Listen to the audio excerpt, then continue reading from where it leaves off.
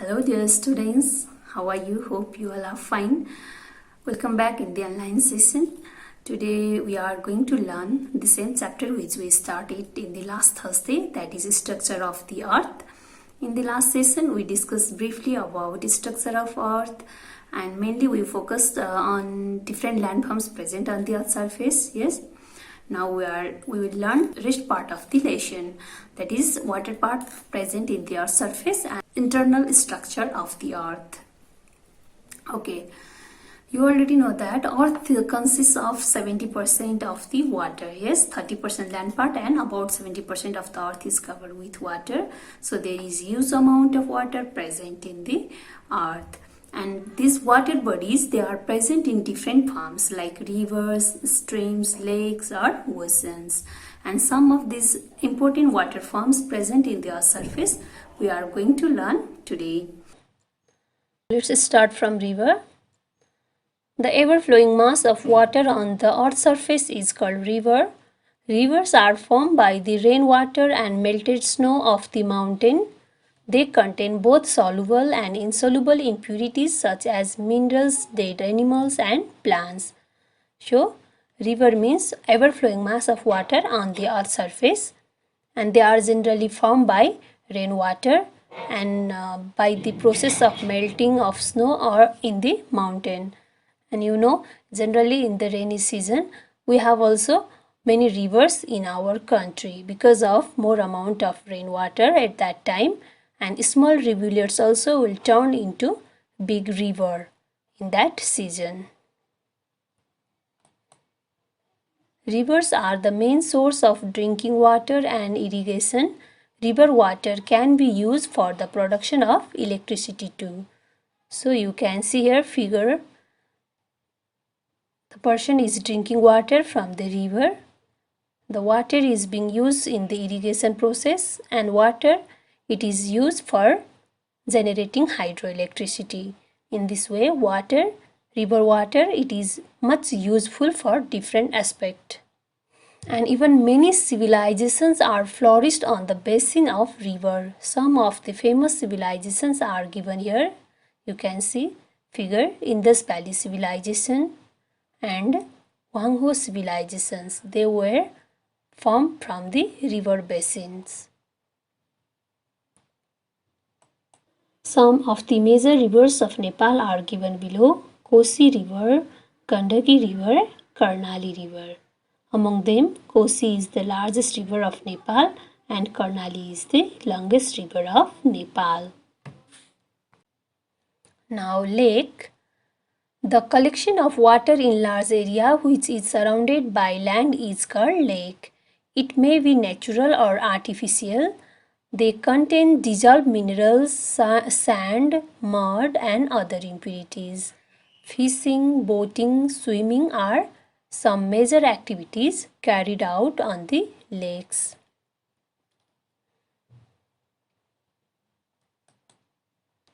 And some major lakes of Nepal are, Rara, it is biggest and deepest lake of Nepal. It is given here with figure. Tilicho, it is the world's highest altitude lake. And similarly, these are some other famous lakes of Nepal like Phewa, Rupa, Begnas.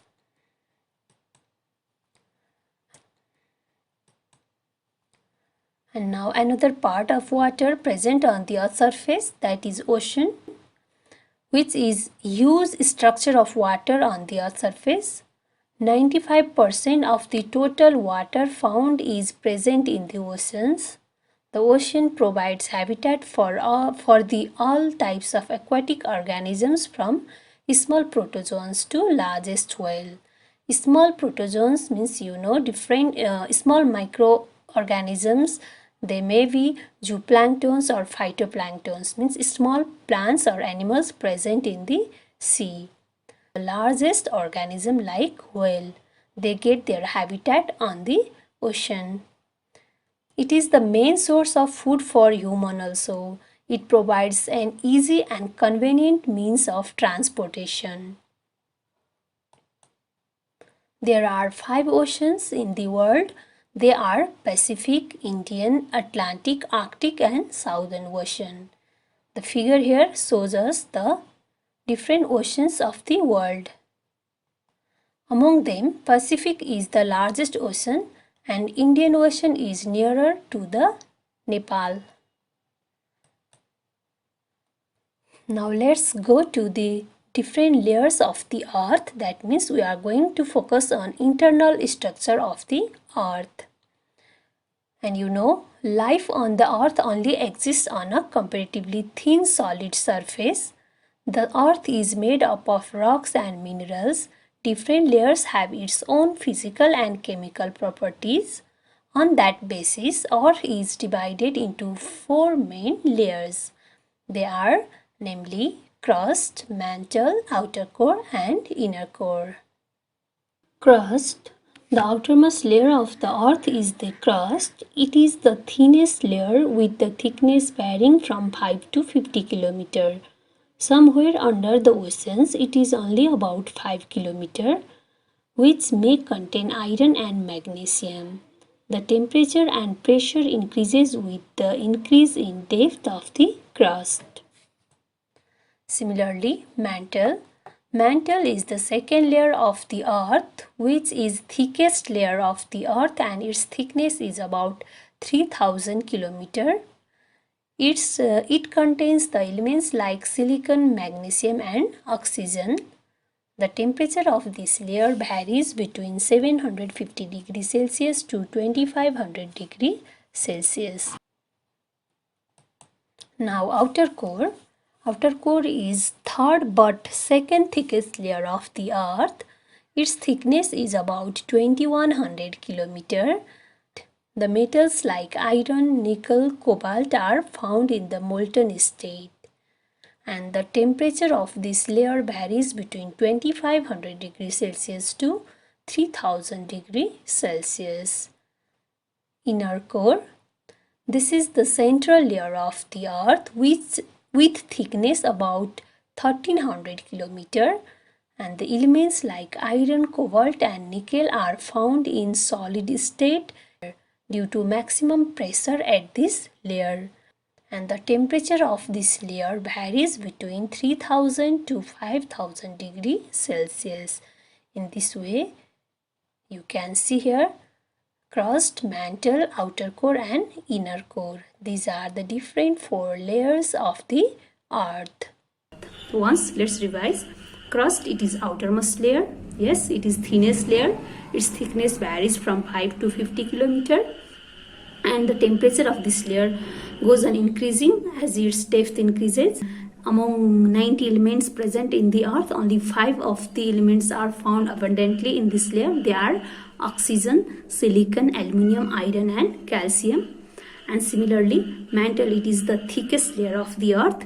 Its thickness is about 3000 km, and it also consists of different elements like silicon, magnesium, oxygen, and its temperature ranges from 750 degrees Celsius to 2500 degrees Celsius.